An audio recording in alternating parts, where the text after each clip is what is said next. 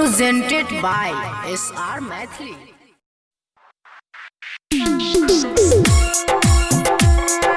DJ Umesh Sukhipur बाजार। चल जल्दी से अब है तू सबसे आगा बुकने रह के तू घैला हाथी महिमा छठी मन खेतोगे जान तोरा घाटे पर मिलबो महिमा छठी मन खेतोगे जान तोरा घाटे पर मिलबो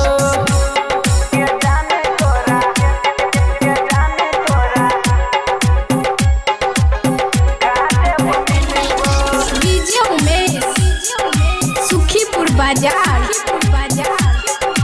मां संतोषी रिकॉर्डिंग स्टूडियो रामपुर बाजार। महिमा छठी मन खेतोगे जान तोरा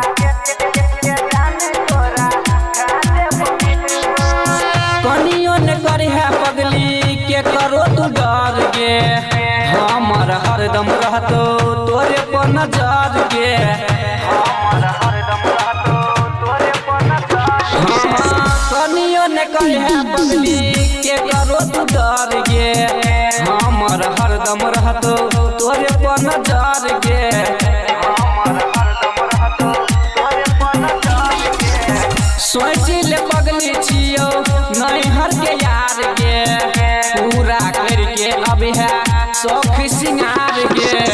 महिमा छठी मैं खेतोगे जान तोरा घाटे पर मिलबो महिमा छठी मैं खेतोगे जान तोरा घाटे पर मिलबो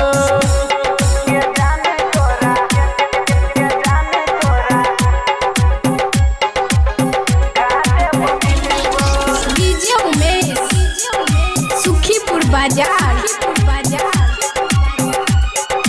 मां संतोषी रिकॉर्डिंग स्टूडियो रामपुर बाजार। महिमा छठी मन खेतोगे जान तोरा घाटे पर मिलबो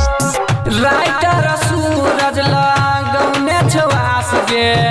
गायक जय करने हे तो निराश गे गायक जय करने हे तो निराश राइटर सूरज लगौने छवास गे गायक जय करन नहीं हे तो निराश गे महिमा छठी मैं देखे तो गे जान तोरा घाटे पर मिलबो